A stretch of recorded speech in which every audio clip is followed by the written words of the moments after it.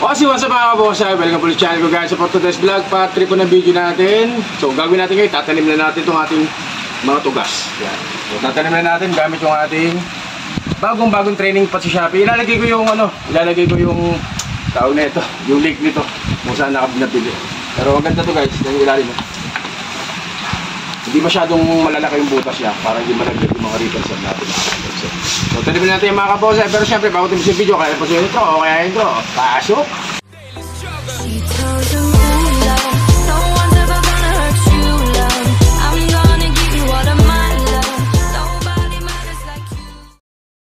At yan na nga guys.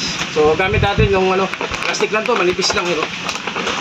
Manipis lang nga, pero pag nalagyan ng rubber sa loob yan, titigas rin yan. So susukat dito 20 cm yung bunganga niyan. Yung taas hindi ko masyadong kabisado. Pero itong bibig niya 20 cm yan mga kabosay. So syempre gamit natin pure river sand. Buhangin lang po yan guys. River sand, puro river sand. Ganyan ni Comedes, mabango, malasa, malasa. Yan, mag-film lang kayo sa kanya. Syempre mga tugas natin. Umpisa na natin guys kahit umulan. Umulan, kita nyo ba? Kaya nakaganto yung tsura ko. So, nagtatanong ha, Sir Rowell, anong ginagamit mong taniman ng halaman mo? O lupa o medium? So, river sand lang po, simula tumpa. Pure river sand lang po ang gamit ko dyan, mga kabonsay. So, yung base nito, yung paa, na-workshop na nila bago nila ibenta. Kaya, ang gagawin natin, itatanim na lang. Pero yung iba, pwede rin may tanggalin pa tayo, pwede rin i-workshop. Ganda. So ganyan lang. Lapin naman konti yan para cameraman natin, syempre si Mrs. Kabonsay. Wala tayong ibang cameraman dito. So ganyan lang po ako magtanim. Hindi na natin lalagyan ng anchor yan dahil manipis to. Pag nilagyan natin baka masira lang. Tsaka wala namang gagalaw dito sa bonsai natin ito. Wala naman ditong mga pwedeng makagalaw sa kanya. Yung lang po yan guys. Lang. Napakasimple nito, kaya nyo to. Marami na akong video, marami na akong vlog na ginawa kung paano magtanim ng tugas. O ilulubog muna natin ng lubog na lubog siya para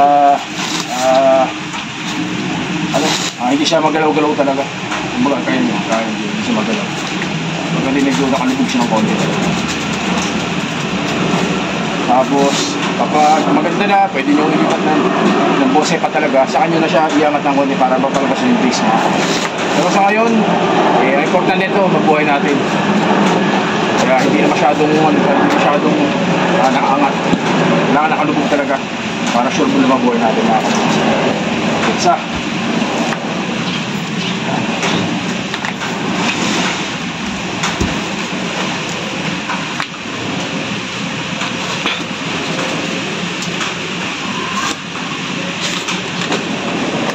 Natin ganda ini ba yan? Ganda yan. So ganoon lang.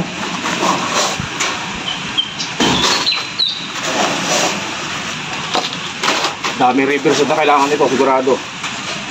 Baka kulang yung binili kong benting sako.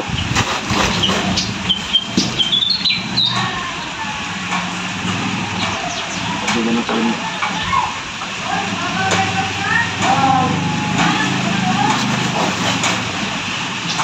Naka-islant ng konti. Lapitan mo yan lapitan mo para makita nila. Medyo naka-islanting ng konti yung tanim natin na ito. Islanting. Ganda itong laki. Kung may nag-comment, Sir Rowell, baka pwedeng may ipakita mo rin kung paano itanim. So ganito lang yan. So ginawa muna natin ito. Nung dumating itong materials, binabad natin overnight sa B1. Pero kung may anaa kayo, pwede rin yun. Inubusan lang ako ng anong nakaraan, kaya ginamit natin B1 galing kay Boss Aye. Tropa natin sa Art Capital Bonsai Club. Bigyan niya ako ng B1, so yung ginamit natin. Overnight na nakababad, tapos ito lang, tanim nyo lang, river sand ang gamit. Ganun kasimple, ganun kadali lang po.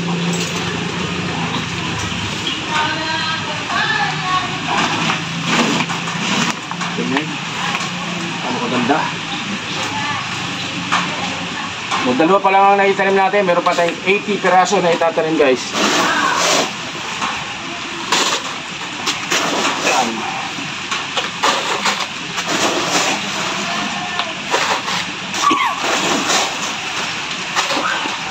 So sakto lang yung 20 cm na bibig ng nung trinipat natin.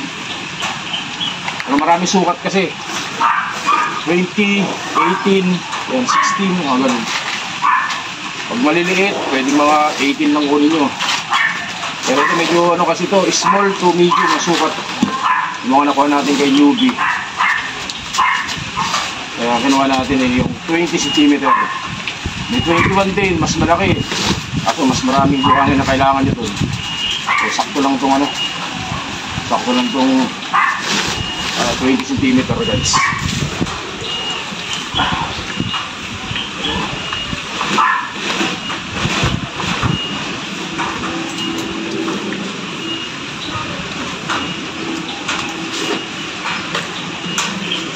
River sand.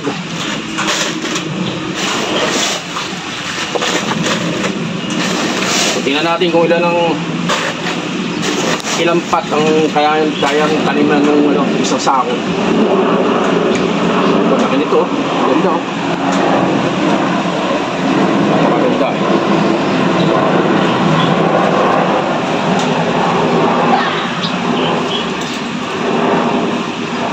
Ganyan sinabi na konti. Ganyan natin itatayo. Lulubog muna natin talaga mga kabonsayan. Kapag nabuo o gusto nyo ilipat sa concrete pat talaga, sa kanya na lang iangat yung base. Kaya naman yung importante dito ubuhay muna natin ito mga kabonsayan.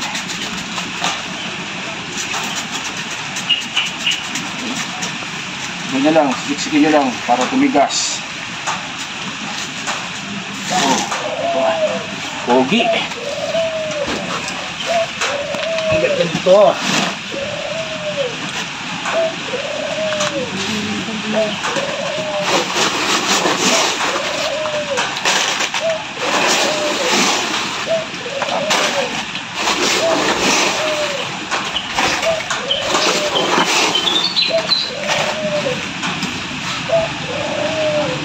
Oh, ganda.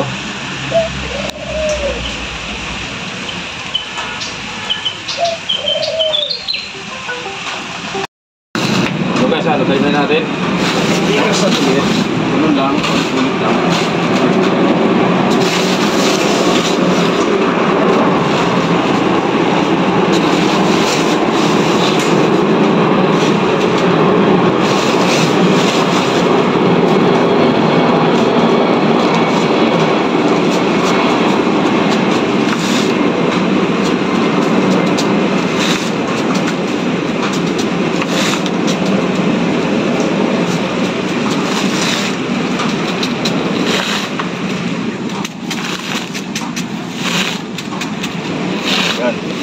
Ayos.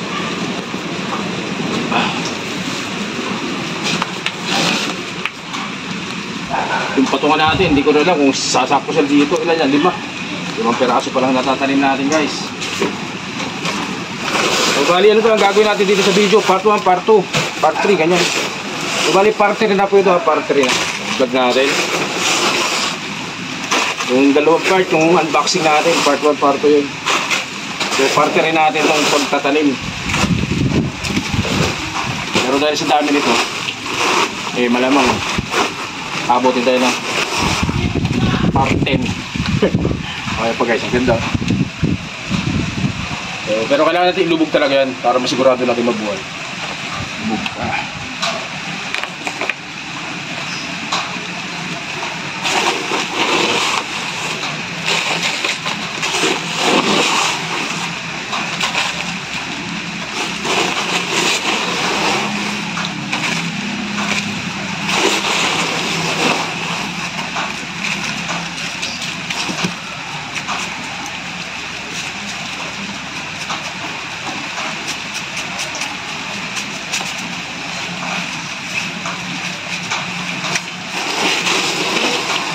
Uulan guys.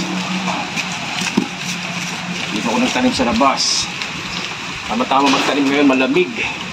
Para sa mga halaman natin.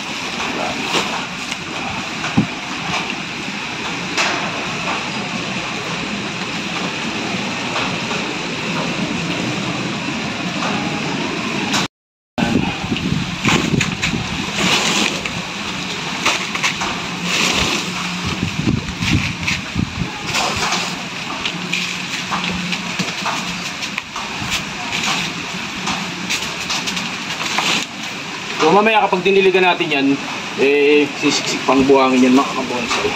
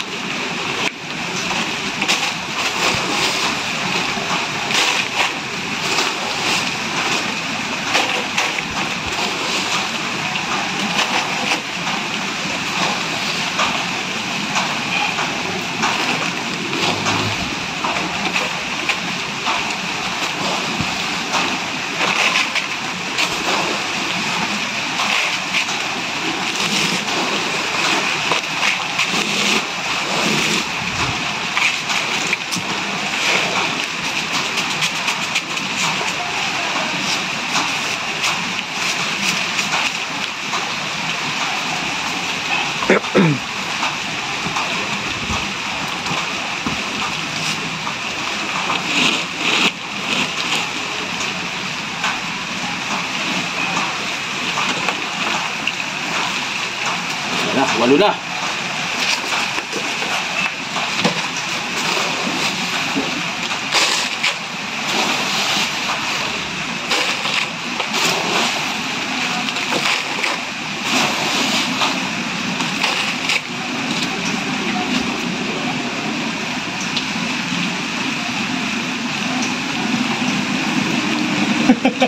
Cameraman ko cameraman natin si Miss Kabosay. Lapit-lapit naman ng konti para pakita ng mga tropa natin yan na kung anong pinaggagawa natin dito at sana may matutunan sila. So ganun lang pagdating ng train nung halaman, binabad natin sa B1 sa kahit anong klaseng rooting hormone. Tapos reversal lang ang gagamitin nyo pag kinanin nyo na. So yun lang, ganun lang kasimple mga kabonsay. So hindi na natin i-ICU to. Ay didilig natin sa kanya yung pinagbabara natin na B1. Pinakidilig natin sa kanya. Pero ngayon umuulan. Kita nyo ba yung ulan? Masana ako.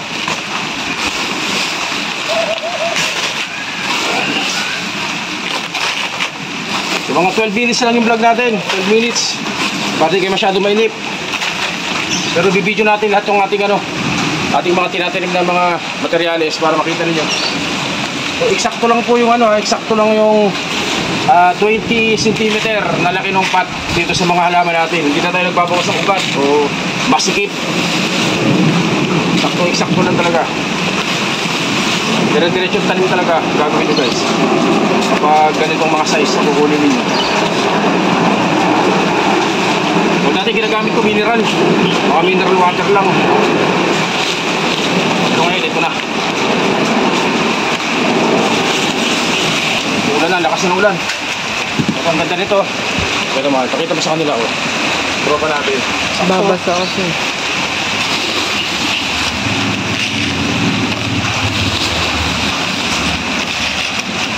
sakto talaga.